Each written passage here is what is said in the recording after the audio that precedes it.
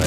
Salut Michel. Salut, la vie est belle. La vie est belle au Crypto Monday, c'est la première fois que tu viens je crois. C'est la première fois, j'ai déjà été invité depuis presque une année, mais j'ai pas encore eu le temps de venir et maintenant je viens. Bon et tu trouves le temps de venir quand tout le monde est en vacances? Écoute, les vacances, je sais pas ce que c'est déjà en tant qu'entrepreneur, mais je me soigne. J'ai Bon. promis à mon épouse. Alors c'est vrai que tu viens sur un premier Crypto Monday, il n'y a pas énormément de monde, mais voilà, l'idée c'est quoi? Rencontrer du monde, boire un verre, bien commencer la semaine, c'est ça? Alors, l'idée c'est de rencontrer des gens sympas. Je connais déjà 2-3 personnes qui organisent, qui assistent, donc je voulais les voir en vrai. L'idée c'est aussi de chercher des bonnes idées. Moi je suis dans la data. La crypto utilise aussi beaucoup de données. Je fais beaucoup de machine learning, je fais beaucoup d'intelligence artificielle. Pas encore beaucoup de crypto et j'ai vu 2-3 opportunités, par exemple en regulatory sur du reporting MiCA. Je me suis dit, tiens, est-ce qu'il y a des options? Est-ce qu'il y a une demande? Puis je vais un petit peu sonder le marché. Alors explique-nous, toi tu fais quoi? Tu as une entreprise, c'est ça? J'ai une entreprise, exactement. Qui s'appelle comment?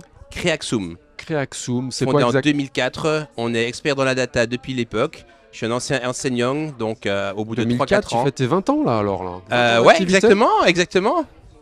Bon, et les services que tu proposes, c'est quoi exactement dans la data, tout ça? Est-ce que tu peux nous en dire un petit peu plus concrètement? Alors concrètement, on propose des implémentations SAP HANA ou bien Power BI, sachant que Power BI est toute une suite back-end en machine learning, en intelligence artificielle sur le cloud qui permet de prédire le futur basé sur des données que l'on a déjà. Il y a toute une partie automatisation également. Et tout ça, c'est en vue de créer de la valeur ajoutée pour la donnée. La donnée, elle est cool, en amasser, c'est génial. Par contre, l'utiliser pour faire grandir sa société, pour faire pérenniser sa société, pour pouvoir augmenter ses marges, réduire son exposition au risque, ça c'est plus compliqué. Bon, alors là, il y a plein de mots qui riment avec crypto, hein. Data, Exact. le cloud, Exact. intelligence artificielle. Exact. Tu as envie de mettre le pied dedans depuis quelque temps, j'imagine. Comment tu vois ton monde se mélanger avec celui de la crypto? Alors déjà, le premier élément que je vois, c'est tout ce qui est regulatory. C'est en 2025-2026 qu'il y aura des obligations également en Suisse pour les clients suisses et aussi les clients européens d'avoir des solutions en place pour pouvoir faire le reporting légal. Et là-dessus, j'ai déjà une très grande carte à jouer qui est tout à fait dans l'ADN de ma société.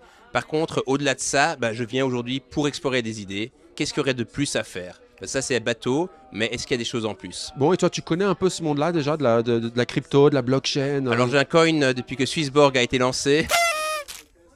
Mais à part ça, pas beaucoup. Je connais le fonctionnement de la blockchain. C'est quelque chose qui m'a un petit peu intéressé à l'époque en termes non pas de crypto-monnaie, mais plus de ledger décentralisé, par exemple, pour des systèmes de, comment dire, de dossier médical décentralisé qui est facile à passer d'un praticien à un autre, aussi en au-delà des frontières, qui n'a pas encore été beaucoup mis en place, mais qui est une très belle application des mécanismes derrière la crypto. Et ça, cette partie technologique m'a beaucoup intéressé. Donc c'est ce côté décentralisation, toi surtout, qui te paraît intéressant dans ce monde-là? Décentralisation et le fait de pouvoir rester maître de sa donnée, on peut la mettre à jour où on veut, la prendre avec soi, changer de pays, changer de docteur, changer d'endroit où on va valoriser ces données, mais on garde ces données, on reste propriétaire de ces données pour toute la durée de vie de la donnée. Bon, les données, tout le monde parle des données. J'imagine que pour toi, c'est l'or de demain, les données, c'est un peu ça ou pas? Alors c'est l'ordre, il y a déjà un bon bout de temps, The Economist l'a cité il y a très longtemps.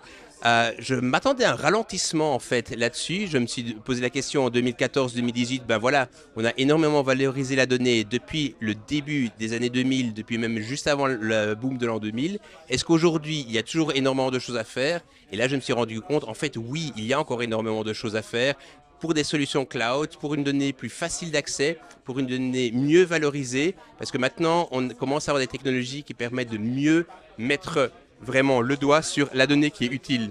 Avoir une masse de données, c'est cool, mais pouvoir mettre le doigt sur la donnée utile, la donnée pertinente, la donnée qui va créer de la valeur ajoutée. C'est ça le vrai défi, hein. C'est ça le plus difficile, exactement. Bon, et si on veut savoir un peu plus en quoi consiste ton business, j'imagine que tu as un site internet où on peut aller voir ce que tu fais? Creaxum.com, Michel Ibicher, je suis sur LinkedIn, je suis partout. Tout bêtement.